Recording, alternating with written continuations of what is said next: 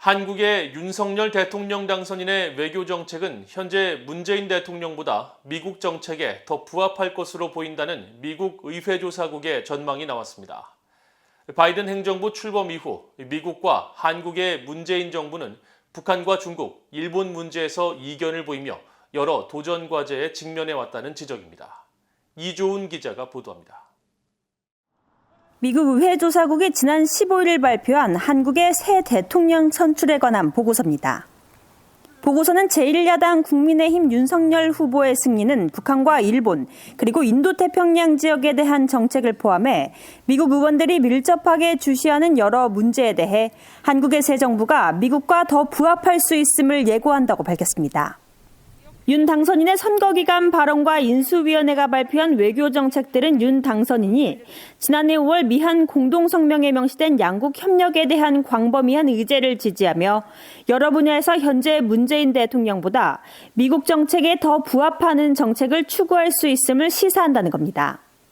구체적으로 윤 당선인은 북한 문제와 관련해 미국과 협력해 공격적 타격 역량과 미사일 방어 강화 등 한국의 방위와 억지 역량을 증대하겠다고 밝혔으며 북한이 완전하고 검증 가능한 비핵화를 위해 적극 노력할 경우 평화협정을 추진할 것이라고 말했다고 밝혔습니다. 보고서는 또 중국 문제와 관련해 윤 당선인은 더욱 단호한 입장이라면서 바이든 행정부 인도태평양 전략에 대한 한국의 참여를 늘리겠다는 의지를 표했고 미국과 일본, 호주, 인도의 비공식 안보협의체인 쿼드에 정식 가입하는 것도 모색할 것이라고 밝혔습니다. 보고서는 이어 윤석열 당선인이 일본 문제와 관련해 한국에 대한 일본의 전략적 중요성을 강조했다면서 윤 당선인이 미국, 일본과의 군사훈련 참여를 꺼린 문재인 대통령의 입장을 번복할지 등이 관전 포인트라고 지적했습니다. 의회조사국은 이날 갱신한 미한동맹 관련 보고서에서도 한국의 새 대통령 당선을 계기로 미국과 한국이 동맹 문제에 대한 접근법에서 더 보조를 맞출 가능성이 높은 것으로 전망했습니다.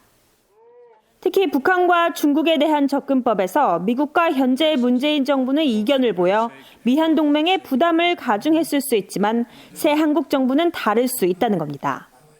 이 보고서는 그러면서 바이든 대통령 취임 후 미국과 한국은 트럼프 행정부 시절 교착 상태에 빠졌었던 방위비 분담 협상을 마무리했지만 전시작전 통제권 전환 관련 합의 이행과 연합군사훈련 재개 시기와 범위, 미한일 3국 공조 문제 등 미한 동맹에는 여전히 여러 도전 과제가 있다고 지적했습니다. 보고서는 이어 전작권 전환과 관련해 문재인 대통령은 진보 진영의 다른 전임 대통령들과 마찬가지로 임기 내 전환을 원했지만 불가능해졌고 윤석열 당선인은 보수 진영의 전통을 따르면서 전작권 전환을 내세우지 않을 수 있다고 분석했습니다. VA 뉴스 이조은입니다.